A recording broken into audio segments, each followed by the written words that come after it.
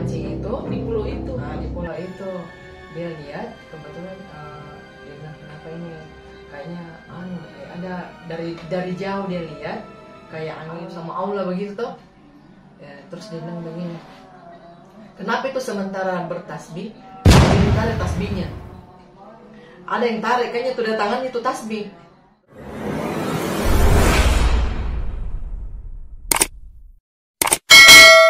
Assalamualaikum warahmatullahi wabarakatuh. Kembali lagi di channel saya. Hari ini kami mengundang kembali narasumber yang sama yang kayak kemarin, Mbak Hilda. Nah, teman-teman, Mbak Hilda ini akan menceritakan kejadian mistis yang dialami salah satu keluarganya. Nah, Suami sendiri. iya, suaminya. Nah, bagaimana kelanjutannya? Sekarang kita temui Mbak Hilda. Oke. Assalamualaikum. Assalamualaikum warahmatullahi wabarakatuh. Saya akan bercerita tentang pengalaman suami saya. Suami saya kebetulan hobi mancing. Jadi kebetulan dia pergi mancing di pulau yang terjauh, pulau terluar dari kota Makassar, yaitu Pulau Lanjukan. Yang kalau kita jalani katanya 4 jam sampai 5 jam. Jarak dari Makassar ke pulau itu dia. Dan waktu itu kejadiannya, ya kan kalau pergi dari Makassar sampai ke Pulau Lanjukan itu kan malam. Iya.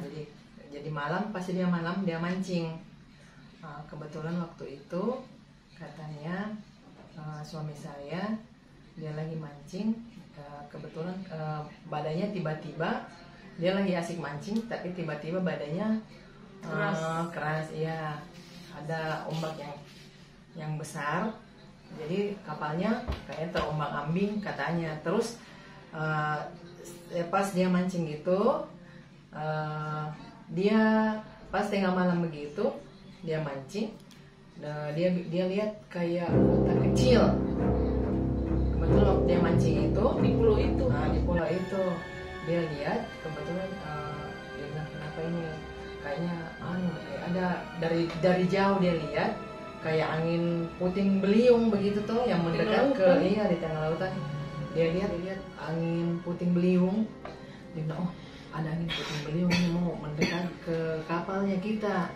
Terus dia bilang begini, bahaya itu kalau ada angin puting beliung itu, berarti kan otomatis kapalnya biasa mengalami kayak bocor apa gitu tuh.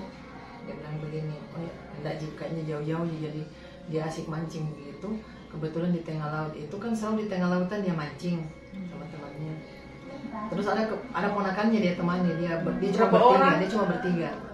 cuma bertiga yang bawa kapal, sama ada ponakannya satu. Terus dia bilang, begitu asik dia mancing, kebetulan ini dia kayak firasatnya nih, kayak suamiku ndak enak, dia bilang kenapa nih, kayak perasaanku, dia bilang begitu.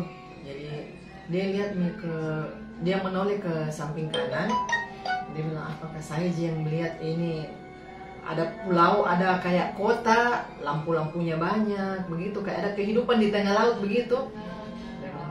Saya yang lihat, tapi ini yang semua yang melihat, ini juga ponakannya dia lihat kebetulan juga begitu. Ada kayak suara musik, suara kayak suara-suara kayak yang riuh begitu, yang rame di keramaian tapi di tengah laut kan. Iya, terus dia bilang begini, kebetulan itu yang punya kapal, dia tanya, kok nggak lihat tadi itu? Iya tadi juga aku dengar situ kayak tapi saya nggak lihat. Dia bilang begitu, Pak, nggak apa-apa, saya yang halusinasiku yang lihat begitu. Dia bilang begitu. Terus dia asik mancing, kebetulan itu ombaknya lagi keras tuh, ombaknya keras. Dia bilang kita pindah dari sini karena kayaknya nih pasti ada apa-apanya tuh, karena saya lihat tadi itu kayak kota begitu tuh, mungkin ada kayak pertanda yang tidak baik tuh. Kita pindah tempat maki. Dia bilang begitu suamiku. Oh kalau begitu pindah tempat maki, jangan di sini jangan di sini mancing, karena saya lihat nih begitu, kayaknya ada pertanda, mungkin itu tanda-tanda dia kasih gitu bahwa ndak bisa mancing di sini, mungkin kita dilarang mancing kan di hantu laut itu lebih bahaya katanya suamiku lebih bahaya tuh hantu laut dibanding yang hantu-hantu yang lain begitu, keras kibeng itu kalau di lautan ya. Terus dia bilang begini, oh ya dia tarik beng jangkarnya, baru begitu ndak lama berselang itu dia bilang begini, itu ponakannya bilang, sakit perutku. Dia bilang tuh, saya mau beol tuh, dia pergi buang air, dia buang air sampai di tempat situ, dia bilang, kenapa ya saya juga sakit perutku, kenapa lama sekali nih dia panggil dia, Nis, kenapa kok tuh lama sekali buang air, saya juga mau. Dia bilang begitu suamiku tuh, terus dia bilang begini, itu banyak orang tak ngomong-ngomong di sana. Dia bilang, kenapa lama sekali nih buang air, saya juga mau pergi buang air. Dia bilang begitu, atau mungkin saya masuk angin semua, toh karena anginnya kencang. Dia bilang begitu. Jadi nggak lama begitu, ada katanya 2 jam itu menunggu, nggak keluar dari kamar mandi, cuma bayangannya dia lihat ada orang di situ jongkok tuh. Dia bilang begini, kenapa dia jongkok terus itu anak, saya juga mau buang air. Dia bilang begitu, dia panggil Mihalis, kenapa kok lama sekali di situ? Nah saya juga ini mau buang air. Sekali aku ambil pancing kok tuh, dia jalan ke sana, ternyata ini dia hampir injak itu ponakannya di bawah situ tidur. Dia bilang, bukan kau yang di sana? Dia bilang, kenapa om? Dia bilang, bukan kau tadi yang di sana jongkok? Dia bilang, bukan, dari tadi di sini tidur. Langsung, astagfirullah, jadi yang di sana tadi siapa? Dia bilang begitu. Langsung dia begini, ada betul itu apa-apanya. Nah dari tadi kau tuh panggil pantas kau ndak bergerak-gerak di situ. Saya cuma panggil kau ndak ngomong-ngomong. Tapi ada dilihat orang jongkok di situ. Jadi dia ndak betul di tempat ini. Ambil semua perkakas tak pindah ya. Jadi sekalinya ini kayak mau badai begitu, ada gitu angin yang mendekat itu tadi. Jadi kebetulan mungkin ada juga dia tahu sesuatu tuh itu suamiku, dia bilang begini, oh ya begini saya mau kau kembali itu jangkarmu, baru dia tafakun dia baca kayak sama Allah begitu tuh. Terus dia bilang begini, kenapa itu sementara bertasbih dia tarik tasbihnya, ada yang tarik kayaknya tuh tangannya itu tasbih terus terjatuh. Dia bilang nggak mungkin halusinasi begini, nggak mungkin saya menghayal, nggak mungkin, karena ada. Nggak lama begitu dia bilang kak bilang nggak usah mancing ya, saya bersihkan nggak usah mancing. Kenapa? Dia bilang saya itu kayak dikepung kak, ada 5 di depanku itu kayak orang dulu bersila ya. Saya di tengah-tengah, jadi itu berlima itu orang duduk bersila di depannya. Dia bilang, kau mau apa? Toh, jadi itu kayak mata batinku yang ngomong sama dia, seolah-olah saya juga berbincang sama dia. Terus dia bilang begini, saya cuma mau mancing di sini, saya tidak mengganggu.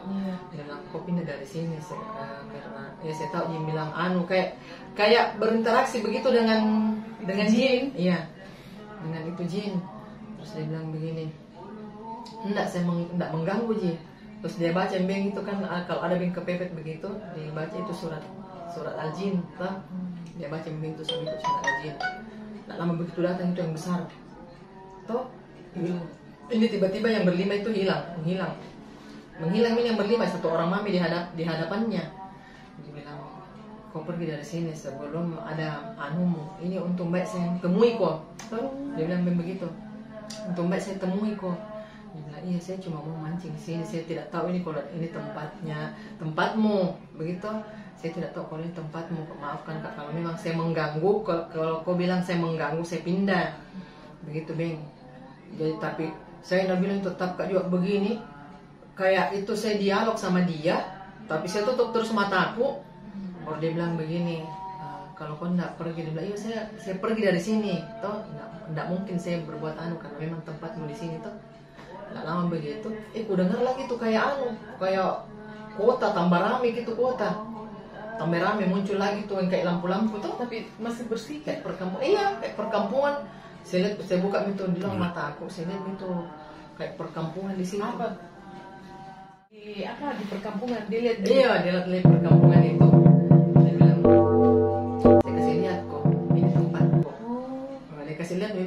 itu yang kau lihat tadi, ada tadi yang kau lihat itu tempatku memang di sini. Ini kota ini, tempatnya ini.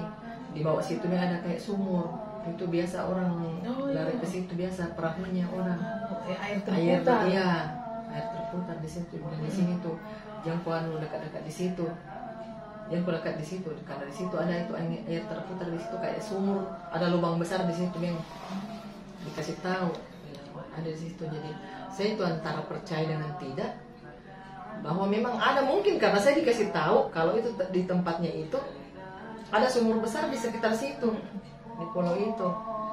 Jadi dia bilang begini, angkat mau itu anu. Nggak lama begitu saya bing kayak orang yang kayak bagaimana nih, berhadapan begitu. Baik kan tuh dia bilang saya rasa badanku dingin. Dia pegang begini pahaku, saya rasa dia pegang pahaku dua-dua. Tangan kanannya pegang paha kiriku, tangan kirinya tuh pegang paha kananku. Dia bilang begini, saya tahu saya ini muslim. Dia bilang begitu itu anu. Dia bilang saya ini muslim. Jin itu. Iya, saya juga muslim. Saya tolong kau pergi dari sini sebelum dapat kau itu toh musibah. Dia bilang begitu. Oh iya. Nggak lama begitu, dia bilang itu badanku, kurasa kayak tidak bisa bergerak, dingin semua badanku, nggak bisa bergerak. Karena dia pegang itu pahaku dua-dua, dia pegang pahaku dua-dua, dia kasih begini. Baru dia bilang sedikit jitu ilmumu, dia kasih begitu, dia kasih gitu yang suamiku. Dia bilang sedikit jitu ilmumu, nggak seberapa ji. Yang kau tahu itu saya juga tahu, yang kau hafal saya juga hafal. Begitu Ben, oh iya saya tidak mengganggu, dia memang kesini karena anu. Begitu Ben dialog begini, dia bilang belum bisa munculkan kau semua, kalau kau munculkan semua takjub kau lihat. Begitu toh. Saya sedikit aja saya kasih lihat ke perkampungannya toh, supaya kau tahu bilang ini kota ini di sini, kotanya dia di tengah laut. Tapi katanya situ ada lubang, dia tunjukkan ke situ ya. Di sekitar sini tidak jauh dari sini tuh ada lubang di situ. Dia bilang, oh iya, tidak lama Ben begitu. Dia bilang iya saya kasih kau rezeki nah. Pindah mau pada sini saya kasih kau rezekimu. Jadi tidak lama begitu Pak, dia kayak anu mi tersadar. Iya, kayak berhenti itu dia anu sikirnya tuh. Ya anu tidak besok kalau ada itu peringatan begitu berarti disuruh anu tuh pergi dari sini tahu tidak bisa diganggu karena mungkin kita masuki daerahnya yang kita tidak tahu kalau daerah halusnya begitu ada tempatnya jin di situ kita tidak tahu toh. Dia bilang oh mungkin tahu memang perkampungannya di sini kita tidak tahu. Jadi dia pindah memang tidak lama begitu di tempat situ mancing itu begitu kayak kau bilang dia mancing itu gampang sekali tuh naik ikan yang dia bawa itu hari banyak sekali bawa pulang. Oh itu yang dibilang tadi. Saya akan kasih iya, pindah mau dari sini saya kasih rezekimu. Itu. Iya, jadi pindah tidak jauh. Memang jauh-jauh maki siapa tahu masih perkampungannya di sini toh. Agak jauh pindah maki jadi pindah anu dia bilang. Aku pulau apa itu di sekitar situ juga ada pulau dia lewati itu. Saya juga tidak tahu apa namanya pulaunya toh. Jadi pindah pulau di situ mancing. Di situ itu kita tidak tahu dari mana itu ikan. Kita tidak tahu dari mana itu kan. Kita mancing kayak itu semua naik semua itu ikan yang kita pancing begitu. Langsung bilang begini, oh ini mungkin tahu itu kalau kita tidak mengganggu juga kita tidak takabur di lautan begitu tuh. Sananya mungkin kita takabur itu mungkin kena makin musibah. Tapi kita juga hindari juga kita tidak mau karena dia makhluk halus tuh. Dia kasih lihat gitu dia bilang semua teman tak mungkin tidak lihat yang itu tuh. Dia bilang tidak itu karena saya yang dia kasih lihat baru saat saya juga yang dia pegang pahaku terus dia pindah di situ mancing dengan itu ikan mantul kita tidak tahu dari mana itu ikan muncul semua itu dari bawah ke atas jadi kita mancing itu iya setengah mati dia bilang ketawa karena mungkin ini rezeki di balik ini ada rezeki kita itu jadi dia pindah pulau sekalinya dia dapat di pulau apa itu Poposa apakah pokoknya iya dia pindah itu dia dapat di pulau di situ di pulau dia bermalam dia nginap di situ di pulau satu malam dia pulang sampai dari situ cerita saya. Nah teman-teman, itulah tadi cerita singkat dari Mbak Hilda. Semoga teman-teman semua bisa ambil manfaat dari cerita ini, terutama saat kita datang di suatu tempat atau daerah, kita bawa izin apa, ya. Nah, terima kasih yang sudah menonton. Jangan lupa like, komen, dan share. Assalamualaikum warahmatullahi wabarakatuh. Makasih.